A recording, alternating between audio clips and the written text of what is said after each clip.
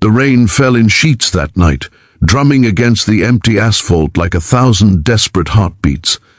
The town was asleep, its streets glistening under flickering streetlights, when the roar of a motorcycle cut through the silence. Behind the handlebars rode Mason, a man whose leather jacket and steel-cold eyes had earned him the kind of reputation people didn't dare challenge. But beneath that tough exterior was a heart that had seen too much pain. A man who'd learned to hide his compassion under the thunder of his bike.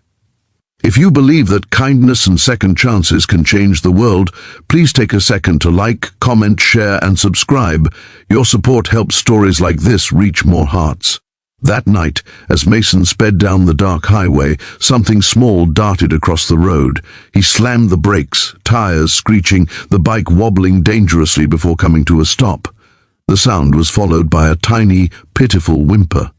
Mason's chest tightened. Under the glare of his headlight lay a trembling ball of fur, soaked, shivering, and barely breathing.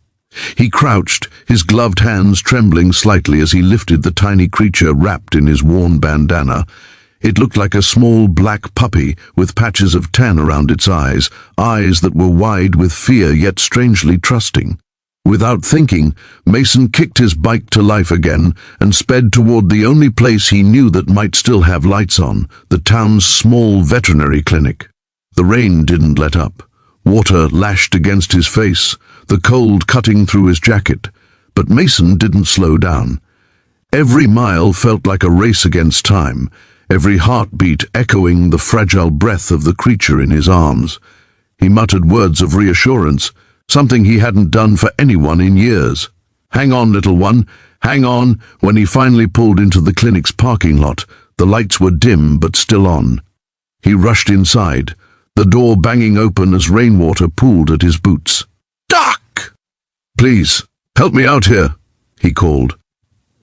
The veterinarian on duty, an older man with kind eyes and silver hair, looked up from his paperwork, startled by the sight of the rugged biker clutching a tiny bundle. Mason placed the creature on the metal examination table, stepping back, his breath heavy and uneven. The vet approached, wiping his hands. "You found this pup in the rain?" he asked. Mason nodded, brushing the wet hair from his forehead. "Yeah, poor thing was in the middle of the road, probably got lost or dumped." But the moment the vet peeled back the soaked bandana, his face changed. The color drained from his cheeks, his eyes widening as he took an involuntary step back. Mason frowned. "What is it? What's wrong?" he asked, his voice tightening. The vet didn't respond immediately. He leaned closer, shining a small flashlight on the creature's face, then at its paws, its small snout, and its eyes. Finally, he whispered, "Mason, this isn't a puppy." The words hit like thunder. Mason blinked, confused. "What do you mean, not a puppy?" he asked, his voice cracking between disbelief and worry. The vet swallowed hard, his gaze fixed on the trembling creature. "It's a wild animal, a baby coyote, possibly mixed with something else, maybe even part wolf." For a moment, silence filled the room, broken only by the distant rumble of rain outside. Mason looked at the tiny creature again. Despite what the vet said, all he could see was a helpless little life clinging to existence. "I don't care what it is," he said finally, his voice deep and steady. "Just help it." The vet hesitated. "It's risky. Wild animals can carry diseases. They don't usually survive well in human care." Mason's jaw tightened. "Then let's make sure this one does." Over the next few hours, Mason stayed by the table as the vet worked, drying, warming, and carefully treating the pup's small injuries. The clock ticked past midnight, and the rain finally softened to a whisper. Mason didn't move. He just sat there, hands clasped, eyes fixed on the tiny creature breathing under a heat lamp. Something inside him shifted that night. A memory he had long buried surfaced. Years ago, he had lost his younger brother in an accident, one he had always blamed himself for. The helplessness he felt then mirrored what he felt now. Maybe saving this little one wouldn't erase his past, but it could mean something for both of them. When dawn broke, the clinic's windows glowed with the first light of morning. The vet came out from the back room with a faint smile. "He's going to make it," he said.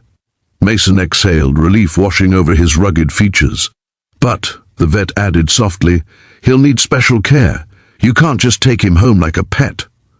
Mason nodded. I understand, but deep down he already knew. He wasn't leaving without him. Days turned into weeks. The pup, whom Mason named Shadow, grew stronger, more curious, and more spirited. Mason built a small shelter for him behind his workshop, bringing him food and checking on him daily. The biker, who once rode alone, now had a small shadow following him wherever he went, even if from a safe distance. And somehow, that silent companionship began to heal something broken inside him. But one afternoon, the vet called Mason urgently. Wildlife officers had learned about Shadow. They want to relocate him, the vet said. It's safer for both of you. Mason's heart sank. He understood, but it didn't make it easier. That evening, he rode out to the edge of the woods with Shadow in his arms. The sky burned orange as the sun set behind the trees. Mason knelt down, setting Shadow gently on the ground. The little creature hesitated, then looked back at him, just for a moment. Mason smiled through misty eyes. Go on, buddy, you're free now.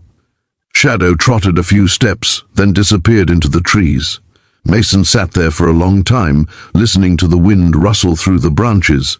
He felt empty, yet somehow full, because sometimes love isn't about keeping something. It's about letting it go when it's ready.